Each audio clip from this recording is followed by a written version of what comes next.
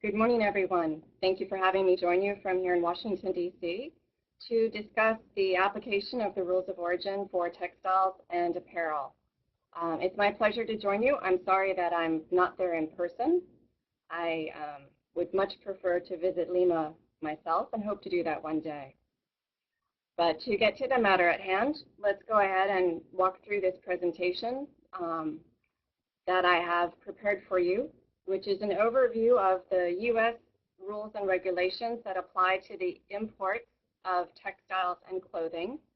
We know that this industry is very important for Peru, and hopefully the information that I provide gives you some basic understanding of some of the resources that are available to you on the internet that will explain this information in detail as you need it. Before turning to that, I wanted to spend a moment to introduce myself and my agency. My name is Natalie Hanson. I'm with U.S. Customs and Border Protection, which, as you know, is Aduana for the United States. I am in the Office of International Affairs, which here on this slide you see our bureaucratic org chart, is the second box from the right. That is where I currently sit. I'm assigned to the Western Hemisphere. The other arrows point to other divisions of CBP that are also involved in importing textiles and apparel to the United States. The one would be the Office of International Trade, and that's our policy liaison. They actually have textile specialists, and I will explain more about their role in just a moment. On the other end of that line, we have the Office of Field Operations, which is all of the 329 ports of entry, which will have import specialists, entry specialists, who will actually be processing your paperwork for your entries. For CBP, textiles is considered one of our priority trade issues, and I show you here this website in English so that you'll know what you're looking for when you see it for yourself. The priority trade issues, there are 6 of them: textiles, dumping, trade agreements, intellectual property rights, etc. So when you go to our website and you click on this particular area, you'll get all of the pertinent information related to that priority issue. Explain for a moment why textiles is considered such a priority to CBP, and that's because the imports of textiles and apparel total $115 billion, and together that will represent only about 5% of the value of goods that are imported to the United States.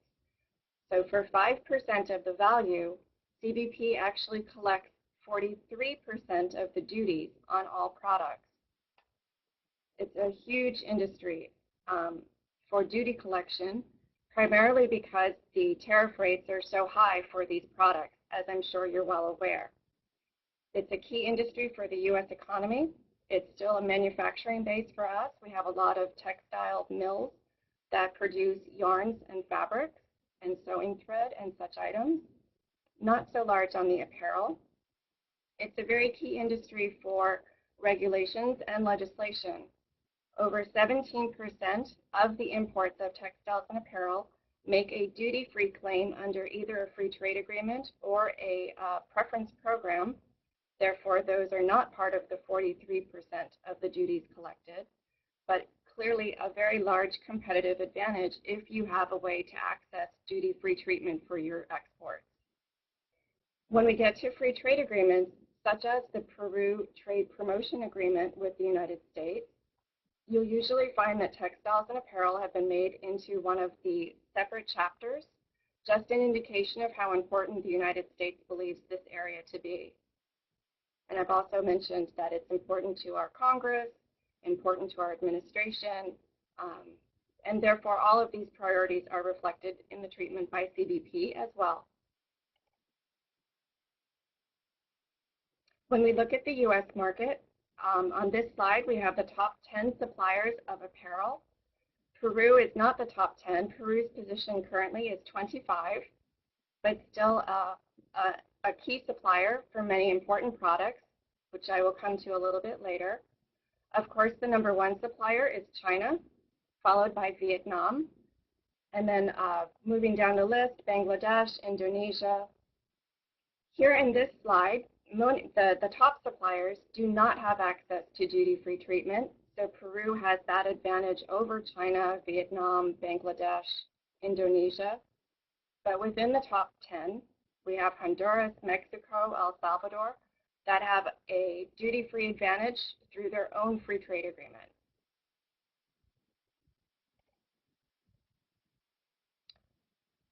But turning to the meat of the presentation for this morning, I've nicknamed this presentation Rules, Regulations, and Responsibilities as a way of giving you an overview of where you can find information on either the rules, the regulations, which would include processes or timelines or documents, etc. And then responsibilities, I think, is a very important part to include because I want to explain to you when CBP does its verifications, who we are holding responsible for the accuracy of the document. So I'll leave you in suspense for now, but hopefully at the end of the presentation, you'll have a better sense of all three of these items.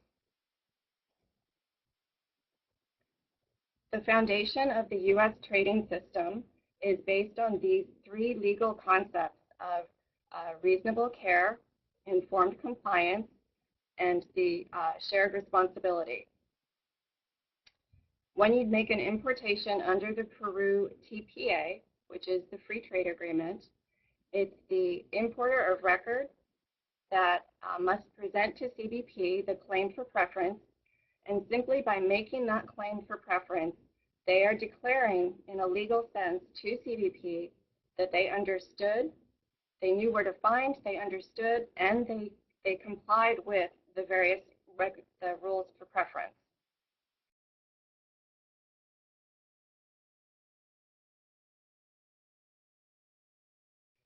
Doing this entry does not require any special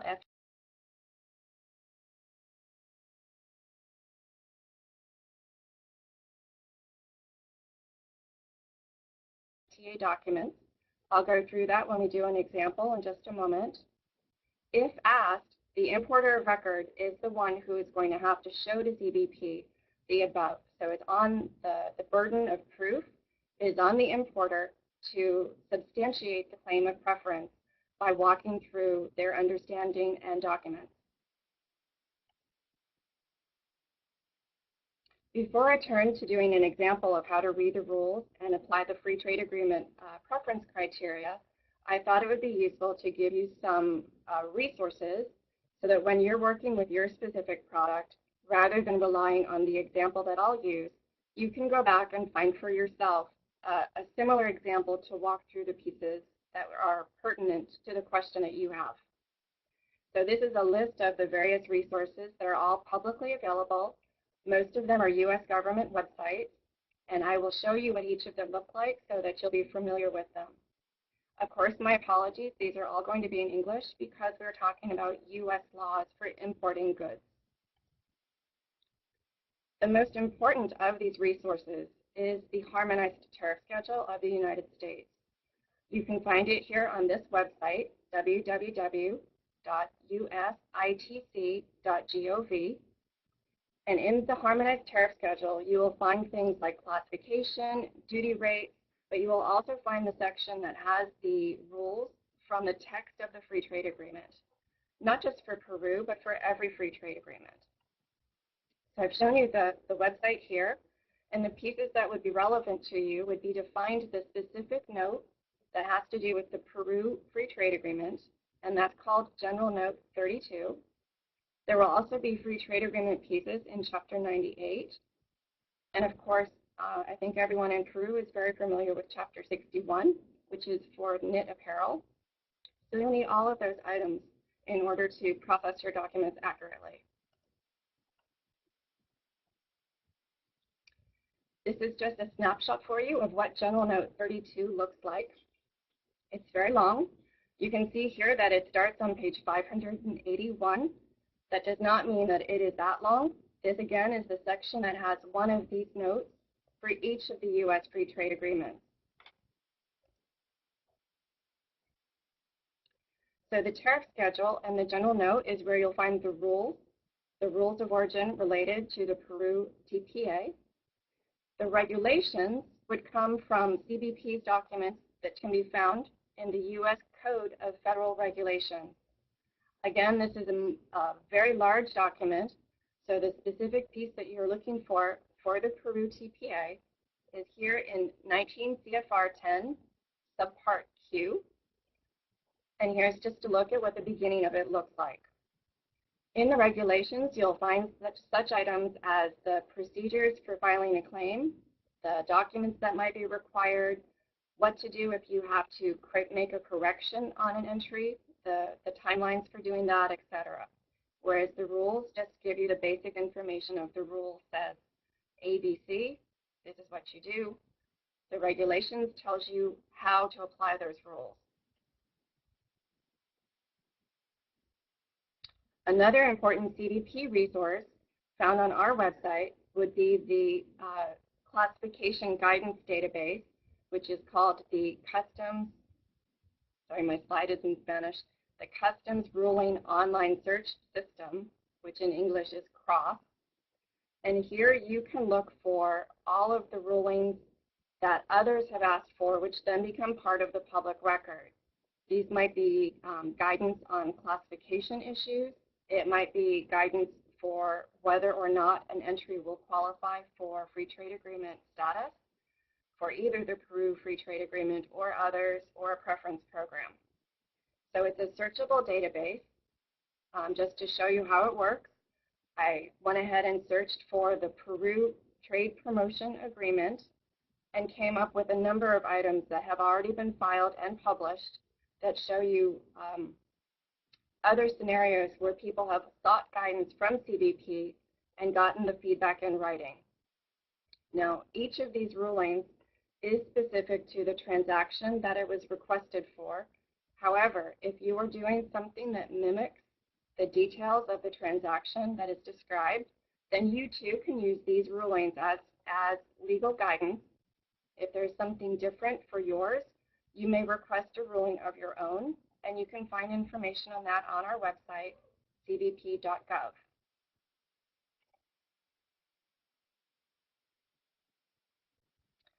This would be what one of the rulings on CROSS looks like. So once you click on those links, you can actually get the letter that was sent to, in this case, Mr. Michael, I can't quite read the name, but he asked a question about the classification of yarn coming from Peru. And here you can see CBP's response in detail, explaining how we used the general note, explaining how we reached the criteria of whether this met the rules for the free trade agreement or not. Another item that would be useful is the informed compliance publications. There are a number of these on the CBP website. For this particular topic of the rules applied to apparel and textiles, one of my favorites is the classification of apparel terminology, and this is what the cover of it looks like. When we walk through our example in just a moment, I will actually rely on the description that I found here, which was then guidance for me to know where to classify my garment.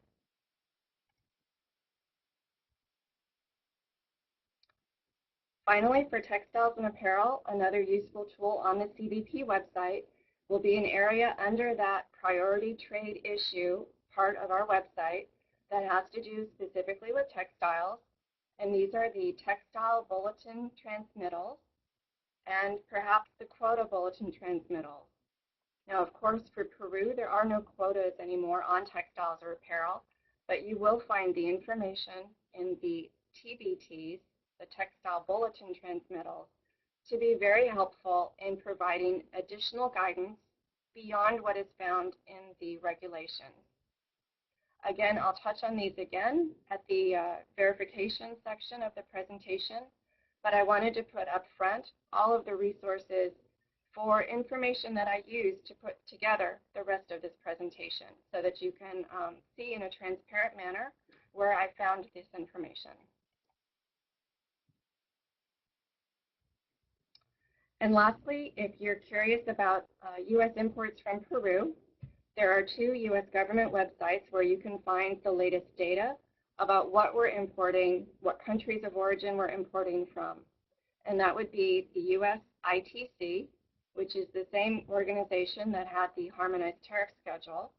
There's also something called DataWeb, and you can research U.S. imports or exports according to the chapter of the tariff schedule. And specifically for textiles and apparel, the Department of Commerce has a specific office, the Office of Textiles and Apparel, or OTEXA, that will provide data simply on the textile items. Those would be goods in chapters 50 to 63.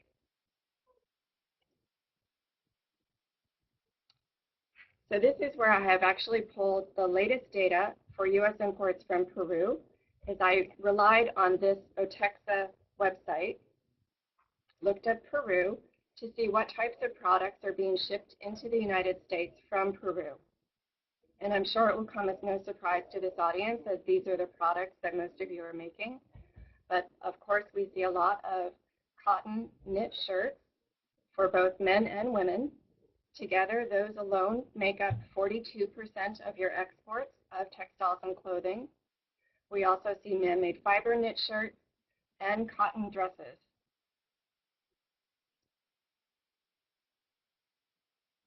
What I found very interesting, also on the OTEXA website, I took a look to see how much of the trade coming from Peru was qualifying for the free trade agreement, meaning that you're not paying duties on these shipments as they come into the United States. Again, probably not a great surprise to any of you, 97% of your exports are duty-free, which is great for you, but makes all the more important that you understand how we apply these rules for the free trade agreement. So most of the imports are duty-free because they are meeting the agreement's tariff shift criteria, which we'll go over in greater detail. A very small portion are relying on the agreement's short supply provisions.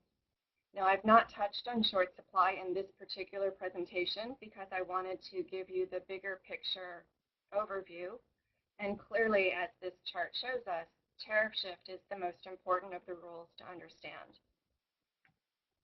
Only 3% of the shipments coming from Peru are not making a claim of preference and are therefore subject to duties. So let's turn to understanding those rules for the free trade agreement. So how do we read, how do we understand these rules for textiles and clothing? Under the agreement, goods may be considered originating, which means duty-free, in a number of ways.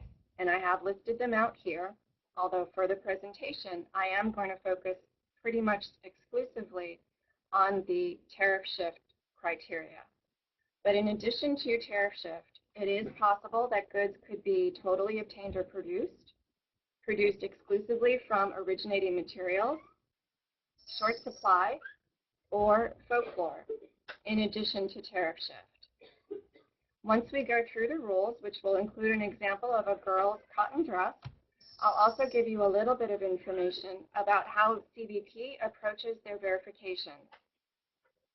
And those are done primarily in 2 ways, either at the U.S. ports of entry by import specialists doing a document review of your information, or, as some may be familiar, with a textile production verification team, which is sent by CBP to Peru or other FTA partner countries to actually visit the factories and the production facilities.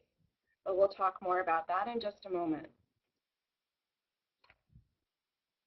So to focus on tariff shift, which I will tell you is one of the most complicated topics to either explain or understand, so I'm hoping by walking through an example, it will appear depuzzled or a little easier to understand. So if we're talking about tariff shift, the classification is the key to understanding the whole puzzle. It is the rule that is used the most often under the free trade agreement. You have to understand the classification of products for Peru, which will be found in General Note number 32.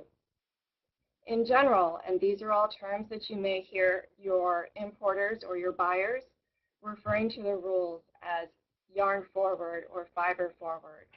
And I wanted to offer a note of caution that the rule itself is not technically yarn forward or fiber forward, and I will explain. But the concept may be fiber forward, which means that everything from the extruding or the spinning of the fiber has to be made in one of the partner countries, so either Peru or the United States. This makes the most sense for something like cotton fiber, means that the cotton was harvested from the United States or Peru, and therefore is considered originating because it meets the fiber forward concept. Yarn forward tells us that everything from the spinning or extruding of the yarn has to be done in one of the partner countries. And this is typically the concept that is applied to woven fabric, most apparel, and various made-up articles that can be found in Chapter 63. Fabric forward, although not in the Peru TPA, in some agreements there's a separate rule for certain wool garments where it would be only fabric forward. So for yarn forward, it actually does not matter where your fiber comes from. If you wanted to do a yarn forward garment and utilize cotton that came from Brazil, but you used that cotton to make yarn in Peru, I know this won't happen because Peru has very, very fine cotton that you will use yourself, but just for an example, the cotton from Brazil, as long as it is made into yarn in Peru, and that yarn is then used to make fabric or to knit into a shirt, then the garment will be considered meeting the rules under the Peru TPA because the rule is yarn forward for the garment. This means that you don't have to go back to where the fiber came from. And then there are certain items where the tariff shift rule will actually be cut and sew. And in the Peru TPA, this really only applies to women's brasiers, which there's actually very little trade in. But if the rule is cut and sew, this means your fabric could be from anywhere. But again, these concepts are not the rule. To illustrate this point, I'm going to now turn to walking through an example. So understanding the tariff shift rules requires you to understand the structure of the tariff schedule itself. I think in your lines of business you have many, many detailed bits of information. This is no more complicated than other things that you have already looked at, but to add it to your vocabulary makes you more likely to be able to explain and know compliance techniques for these garments under the Peru TPA. So to understand the classification of the HTS, both for the garment or the finished product that you're making and exporting, but also for the materials and the fabric, the yarn that you're going to use to make that garment. Now, there are places that you can go for help, and that would be to the tariff schedule itself, the informed compliance publications. If you need to look at rulings, there might be an example that provides you some guidance. And if none of those rulings fit exactly to what you're trying to present, you can always request a ruling of your own from CBP, and you'll get a response in writing that you then file with the entry, and it eliminates all of the questions and the guessing.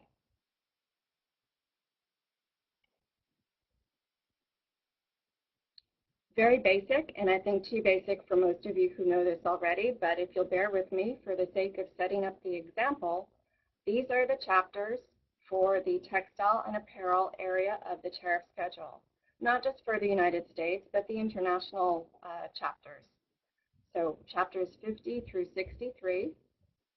As we saw for most of Peru's exports to the United States, most of the garments are going to be in chapter 61, the knit apparel, but also 62 would be woven apparel and so forth. Now for understanding the tariff shift rules, I've actually made something for myself, which I hope you find helpful, which is to take those 2-digit chapter numbers out to 4-digit heading numbers, which is the heading numbers are what are going to be used to write the tariff shift rules. So here on this slide, I used to have a copy of this slide just pasted on my desk so that anytime someone called me from one of the ports of entry with a question about reading a tariff shift rule, I could refer to it as I read the rule because it helps to put the words in place of the numbers. So here we have 3 columns, one for the fibers, one for yarns, and one for fabrics, just broken down by the 4-digit numbers and the ranges for each of them. So you can see here, for example, cotton yarn would be 5204 to 5207, and cotton woven fabric would be 5208 to 5212. Now knit fabric, which would be applicable for things such as dresses or things that are not knit to shape, where we go from a yarn to the component, all knit fabric is in 6001 to 6006. That will be important when we come to the example. So let's put this into action and take a look at an example, applying both the classification and the free trade agreement rules to come to the full picture. So the example that I'm going to choose is a girl's dress, and I look into my informed compliance publication for apparel terminology, and I find that dresses for girls can be in these headings: 6104, 6111, 6204, 6209. Now I know I have a knit dress, so I'm going to look in 6104. So now the first place I go is to the tariff schedule, chapter 61, because the first piece of the puzzle is I have to know where to classify the dress. And I can see here 6104 is women's and girls' dresses.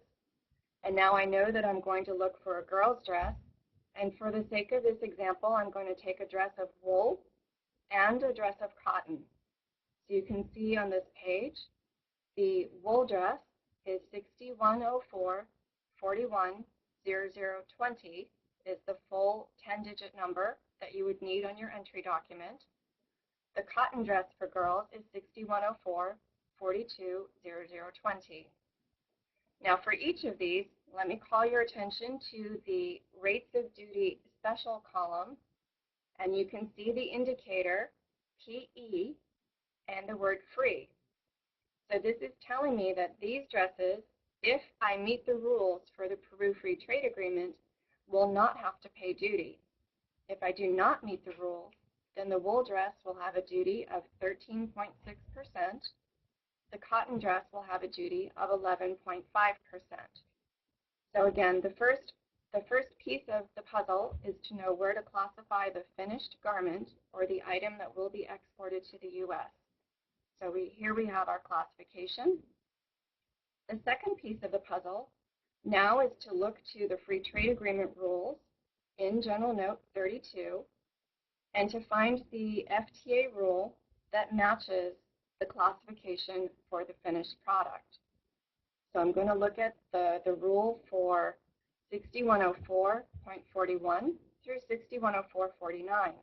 And don't worry about reading this. I know it is English and small.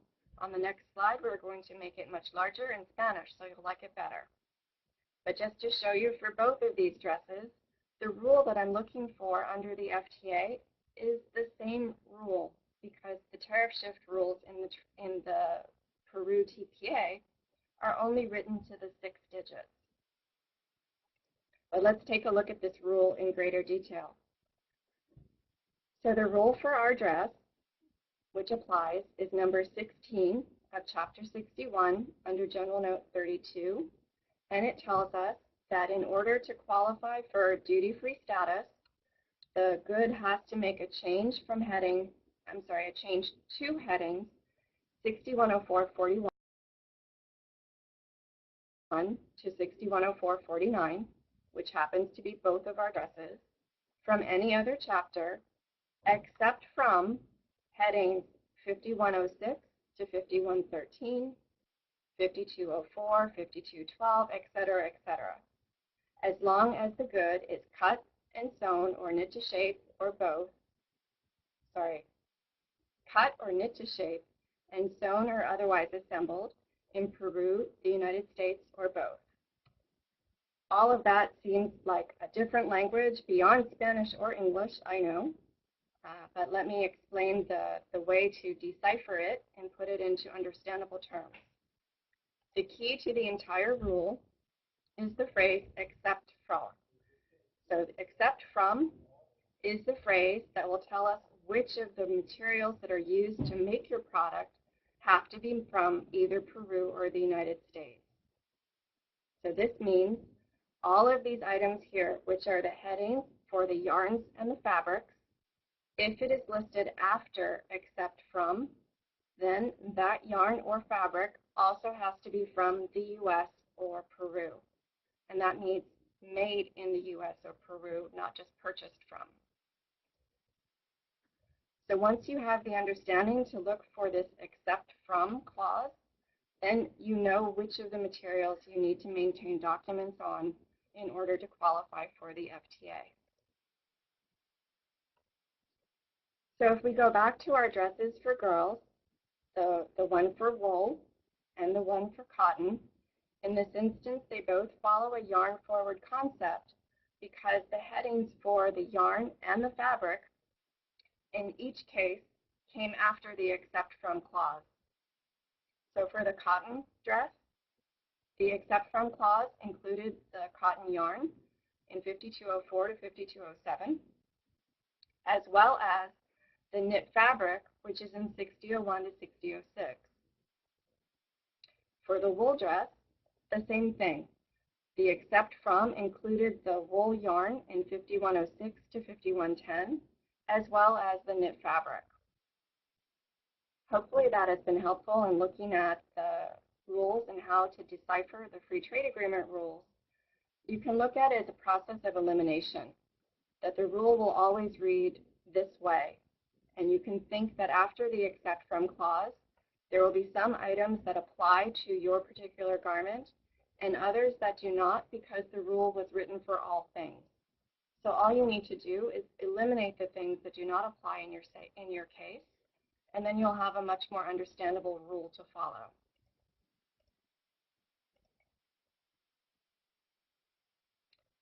In addition to the tariff shift rule itself, which is in the example number 16 of Chapter 61 of General Note 32, there are additional rules that apply to everything in Chapter 61 and 62, and you may hear these referred to as the chapter rules. There are 5 of them in the Peru TPA. All 5 apply to goods in Chapter 61 and 62. 2 of them apply to goods in Chapter 63. Now, these rules apply in addition to the individual tariff shift rule for the particular garment. So we'll go through these one at a time. And in most cases, for the knit shirts that you all are making, I think you'll find that there's only one that you really need to concern yourself with. But in case one day you start making other goods, it's good to be aware that these other rules would also apply. The first of them that I'll explain is this rule for essential character. So the chapter rule for essential character tells us that of the tariff shift rules, they are only going to apply to the component of the good that determines the tariff classification. For most items, this will be the body of the garment. Now, there will be places where it's not clear which of the components of the garment are going to determine tariff classification. That would be an excellent time to ask for a ruling or to look for rulings on similar garments to see if someone else had that same question. But for example, on a polo shirt, the body of the garment is going to be what we need to apply the rule of origin to. And by rule of origin, I mean the FTA rule. The collar and the sleeves, we don't need to worry so much about whether they meet the tariff shift rule, although everything in the garment must be cut or knit to shape and sewn or otherwise assembled. So even though the sleeves don't have to meet the tariff shift rule, you still have to do the cutting and the sewing of the sleeves in Peru or the United States.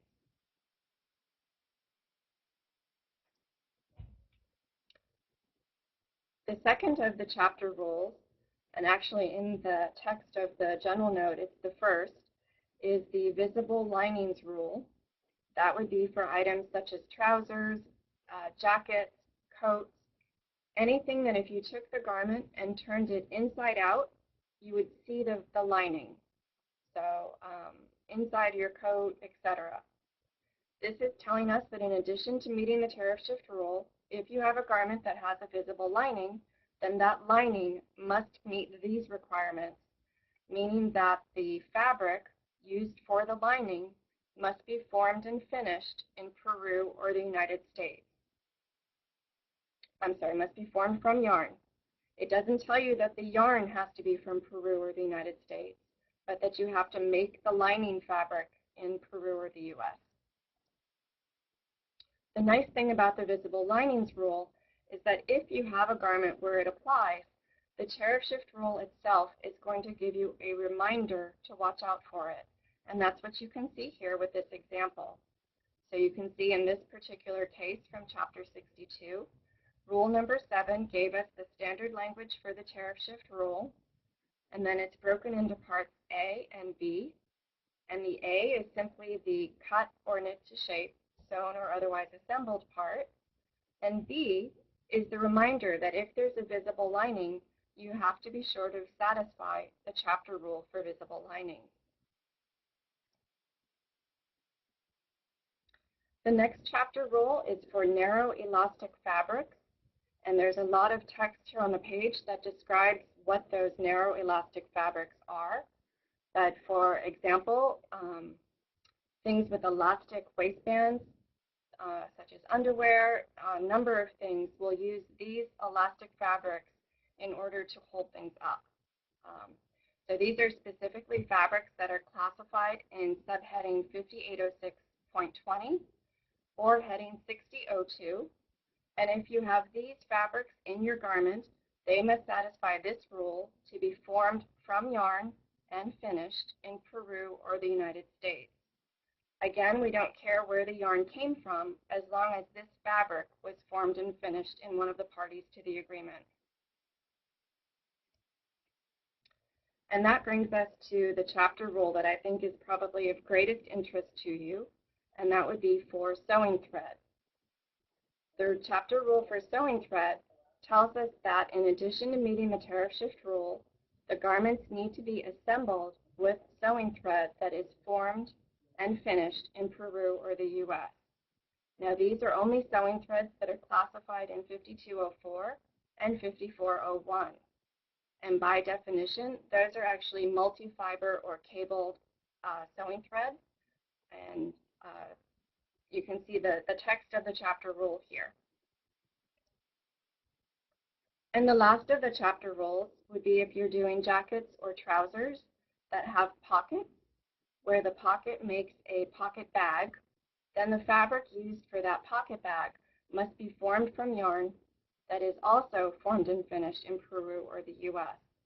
So this is more strict than the visible linings or the narrow elastic fabrics, because now the origin of the yarn also matters. Okay, that's actually the end. I know it's a lot of detail for the basic understanding of the rules for the tariff shift requirements. And a few other things that you may know of from the free trade agreement are the provisions for de minimis, elastomeric yarn, and then certain nylon filament yarns, which was actually pulled over from the old ATP DEA rules. So these apply in addition to the tariff shift rules, but two of them actually give you more flexibility instead of more restriction. So de minimis means that in the component that determines the tariff classification, we have to meet the tariff shift rule, except for the de minimis requirement of up to 10% may be yarns or fibers that are not from Peru or the US, and the garment will not be disqualified. The elastomeric yarns, by contrast, tell us that if there are elastomeric yarns in the fabric in the essential character component, then those yarns must be from the US or Peru at all times. They are not eligible for de minimis. So those yarns are things such as spandex, which is typically used in a small percentage in the fabric. So even if you have 2% spandex and 98% cotton in the body of your garment, those 2% of elastomeric yarns must be US or Peru elastomeric yarns. And again, the nylon filament yarns is something that would be familiar to you from the older preference program. These are certain nylon filament yarns that may be from Mexico, Canada, or Israel, and are also not subject to de minimis and not subject to the tariff shift rule. So let's pretend now that we've made our cotton dress or our wool dress for girls, and we're ready to make the preference claim to say that it should be duty-free. The way that you do this is simply on the standard entry document for the United States. You'll be using the full 10-digit HTS number for the dress, and you'll put that into the first field on the entry summary form, CB 7501, CBP form 7501. And directly in front of that HTS number, you'll place the special program indicator of PE. That's all you do. There's no additional documents. This is how CBP knows that this particular entry is supposed to be duty-free, and therefore we won't charge duty. The 7501 I'm going to discuss in greater detail in just a moment, but just remember that in order to file a claim using the free trade agreement, all you need to do is utilize that special program indicator. So how do we translate the understanding of these rules and the application of them to what CBP would be doing when we try to verify that the rules were applied correctly? And before I turn to the verification procedures, I'd like to go over a little bit of some very basic entry requirements, because that will show you that most of the information that we need to verify the FTA rules, we have a lot of those elements already required for entry. Before turning to that, let me offer a reminder again about our 3 legal principles about informed compliance and shared responsibility. These are applied to the importer of record. I wanted to emphasize this point because I think for the Western Hemisphere, a number of times the U.S. buyers are asking the manufacturers to act as the importer of record. And I wanted to make clear to you that if that is part of your purchase order, you are agreeing to a level of legal responsibility with respect to CBP's treatment of your shipments. So these concepts of informed compliance and reasonable shared responsibility, this is why we have all of these publicly available resources where you can educate yourself about the requirements and the rules and the procedures. So therefore, that's our part of the shared responsibility, is that we will show you how to find this information for yourself. But it is the importer of record that is responsible for applying reasonable care for the entry, classification, the marking of country of origin, and the value of any merchandise that's imported into the United States. It might be necessary to provide CBP with other information for the collection of the duties, collecting of statistics, and determining any other legal requirements that might be other agencies beyond CBP. But importer of record is the one that CBP will always be working with. We actually don't have penalties that apply to manufacturers or to exporters. The legal course of action for CBP will always be the transaction that was made with the importer of record. For entry, and this information, again, you can find in the Code of Federal Regulations, not in the area having to do with the Peru TPA, but in documentation required for entry, which you can find in 19 CFR 142.3. And here you see the documents that are required for every shipment of every product coming into the United States would be the entry summary, the Form 7501, a negotiable bill of lading, a proper invoice, packing slip, and any other documents that might be required by the U.S. such as Department of Agriculture or other agencies. This is what an entry summary form looks like. Of course, these days, most of this is done electronically, but if you wanted to have a better understanding of the data that is collected with each import, this form is available on our website, and you can see both the form and the instructions that will give you a sense of the data that CBP is trying to collect. This is the form in area number 27, that if you are actually making a claim for preferential treatment, here is where you would put the HTS number for the garment, and if you're making a claim, you would put the PE in front of the HTS number. The other thing that is quite specific are the requirements for the invoice. So these are also spelled out in the regulations, that each invoice should include the port of entry, the name of the importer, a detailed description of the merchandise, the quantity, the precise value in American dollars, and of course the country of origin. All of this should already be on the invoice, whether or not a preference claim is filed. Now, most of our verifications are done by the port of entry, which means this is a document review. We are generally working after entry summary. So after we have the 7501, the agreement tells us that we could do verifications up to 5 years from the date of entry. Usually we're looking, it could be immediate, it could be 6 months, 1 year, usually not that long, although there's the availability to legally go back 5 years. These verifications do not require that the merchandise be stopped. The exam might require the acquisition of a sample to show certain elements of the rules, but it wouldn't mean that the entire cargo was stopped for an exam. It would be much later.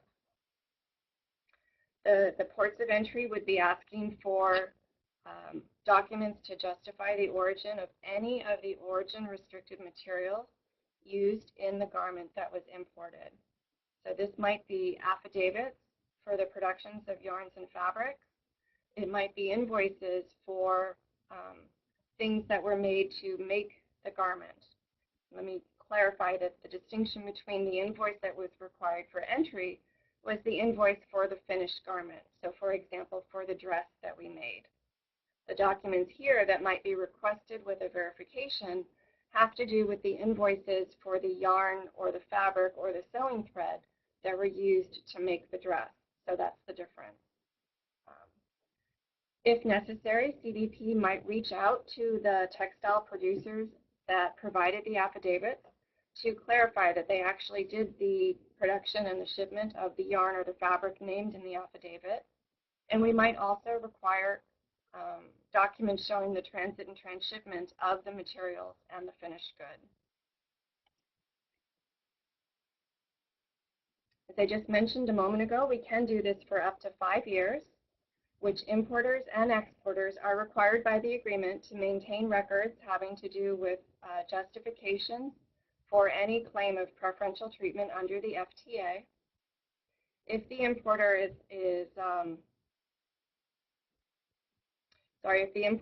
is not able to provide justification, then CBP may be able to deny the preference treatment for that particular shipment. So it's on the burden of proof is on the importer of record to justify to us that the claim was valid. And if not, then the consequence is that the duty-free treatment is not granted. Now, how will the ports go about these verifications? It's actually a very documented and uniform process. The first step would be to issue a form number 28. So this is a request for information. It looks like this.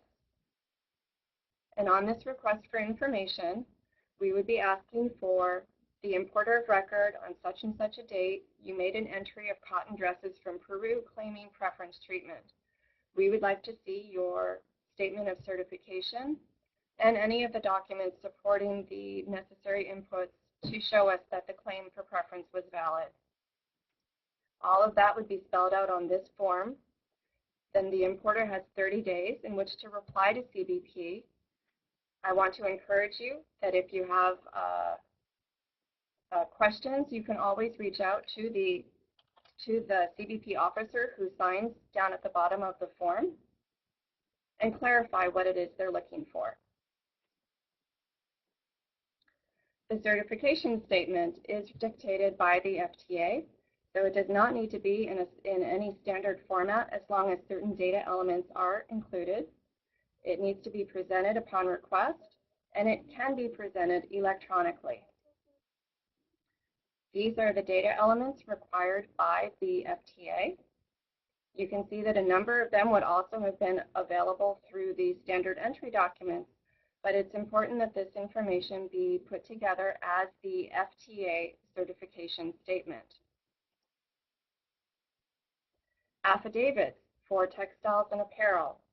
These are issued by the yarn and fabric producers, and these need to be the ones who did the origin conferring process or the yarn or the fabric, not just an agent, not just a finisher. This is what is showing us that the materials used for the FTA were actually produced in Peru or the United States. They will contain information such as the type of yarn or fabric and specifics about the contract, such as Company ABC sold this type of yarn to Company XYZ on this date. Here's my invoice. It goes with this shipment. To understand better the use of the affidavits and how CBP relies on them during verification, I would point you to these specific documents that can be found on our website. They are in English, I apologize, but they are very useful for explaining the role of the affidavits specific to textile and apparel products, where we have to look to the materials that were used to make the good that was imported. Once we look at the information provided for the form number 28, a determination or the answer to the inquiry will be provided to the importer via form number 29. So it will either be positive or negative. It will state the facts of why it is positive or negative and identify the relevant laws or regulations that were not met as to why the claim is being denied. And this is either way, there would be a response by 29. So you know it either qualified or did not qualify. And if it did not qualify, this is why. This is what a Form 29 looks like. And then for textiles and apparel, there's another provision of the FTA that provides a legal foundation and a uniform system for either of the parties to visit the manufacturing facilities in the other country. So in the case of the U.S. coming to Peru, CBP would request dates from the government of Peru at least 20 days in advance of coming on the visit. The visits themselves are intended to be unannounced. The CBP team usually includes an import specialist, an ICE agent from CBP, or other trade specialists from CBP.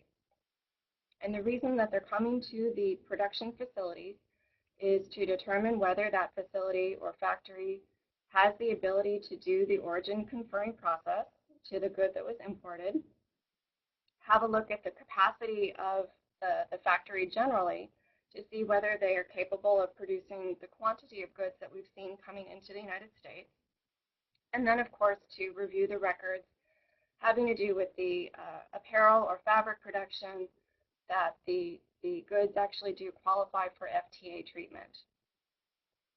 Now, I know that was a very brief tour through the rules and the regulations, and hopefully you've learned a few tips or a few resources that you can refer back to. But just to remind you that I've called this the overall theme of rules, regulations, and responsibilities. And I'll take this opportunity to thank you very much. And I don't know if we have time to take a few questions. I can do that. And if not, if anyone has additional questions in the future, my email is here. please feel free to coordinate with me or send any additional information that you would like me to have and respond to. I understand we do have time for a few questions, which we have organized here. So I'll take the liberty of responding to a few of those. And I think the first question that I had here was, what essential components give character to the garment? And I hope that we address that as we are going through that section. But again, the most important piece for a garment is going to be the main body of the garment. Had a question about whether the product packaging is from other countries. For the application of the FTA rules of origin, or even from, not for a preference rule, for a rule of origin, the packaging materials do not affect the origin of the goods. So you just have to be mindful. There are other regulations that might apply to certain wood packaging. So I don't want to say that you never have to worry about it. Please be aware of these things. But in terms of meeting and complying with the rule of origin for the FTA, the packaging materials do not matter. Yes, an interesting one now. Do I need to attach a fiber test with the affidavit to support the origin of a fiber of Peruvian origin? And this is interesting in many respects because the laboratory tests are used by CBP when the fibers or the fiber content is in question. Usually this comes into play with the short supply claims, which we didn't talk very much about, because short supply requires that the input of the fabric match exactly to the description of the fabric that's on the list. In general, laboratory tests done by others, meaning not CBP laboratories, are not going to mean anything to CBP. So if you have that material as part of your standard materials, it can never hurt to attach it for additional information. But if you're asking if you should have a laboratory analysis done to create a fiber test, I would not do that. There's no need for you to take on the additional expense. The question now is, do all Peruvian producers of yarns and fibers that can issue affidavits? The affidavits, the important thing to remember is that the affidavit must be issued only by the one that did the origin conferring process on the yarn or the fabric. So not a finisher, not a selling agent. It doesn't matter if you brought yarn in from Mexico because that was where you purchased it. You need to know exactly where was the yarn produced, meaning spun or extruded. Even if that was then finished in another country, the origin of that yarn is still in that country where the yarn was extruded or produced.